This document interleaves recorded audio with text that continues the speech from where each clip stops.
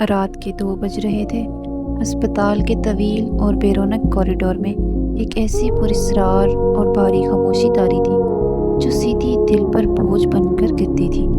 دیواروں پر لگا سفید رنگ رات کے اس پہر کسی مردہ خانے یا کسی سرد محل کا احساس دلا رہا تھا۔ ہوا میں جراثیم کش ادویات، اسپرٹ اور کسی حد تک خوف کی وہ بو رچی ہوئی تھی جو صرف رات کی ڈیوٹی کرنے والی نرس ہی محسوس کر سکتی ہیں۔ میں زویا، جسے یہاں جاب کرتے ہوئے کافی سال ہو چکے تھے، اب ان سرد دیواروں میں پنپتے درد اور دوائیوں کی بو کی عادی ہو چکی تھی۔ آج بھی میری نائٹ ڈیوٹی تھی۔ میں فری ہو چکی تھی اور شدید تھک چکی تھی۔ اپنی تھکن سے چور ٹانگوں کو گھسیٹتے ہوئے آخری وارڈ کا راؤنڈ لگا کر واپس آ رہی تھی۔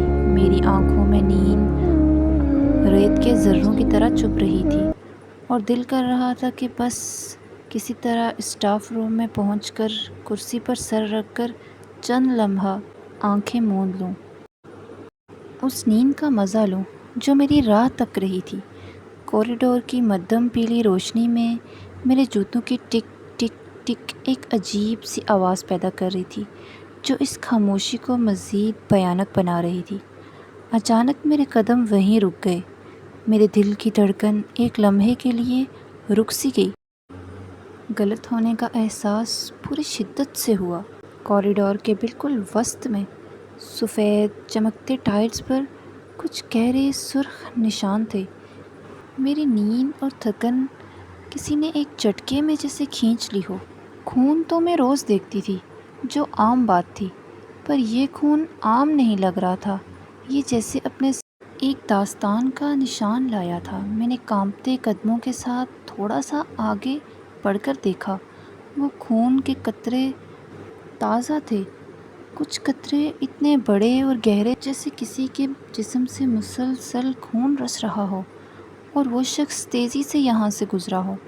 اس سرخ مائع کا رستہ سیدھا اسٹاف روم کی طرف جا رہا تھا۔ میرے ذہن میں سینکڑوں بھیانک خیال آئے۔ کیا کوئی ایمرجنسی ہوئی ہے؟ کیا کوئی اسٹاف کا وارڈ بوائے زخمی ہو گیا تھا؟ لیکن اس وقت تو کوئی ایمرجنسی بھی نہیں تھی اور نہ ہی کسی نے مدد کے لیے پکارا تھا۔ ایک انجان سا خوف میری رگوں میں برف کی طرح جمنے لگا تھا۔ میرا دماغ چیخ چیخ کر کہہ رہا تھا کہ واپس پلٹ جاؤ اور سیکیورٹی گارڈ کو بلا کر لاؤں، لیکن میری ٹانگیں جیسے میرے اختیار سے باہر ہو چکی تھی۔ ایک عجیب سی ہمنیٹک کشش اور خوف کی ملتی جلتی کیفیت میں خون کے ان قطروں کا پیچھا کرتی اسٹاف روم کے دروازے تک پہنچ گئی۔ دروازہ ہلکا سا کھلا تھا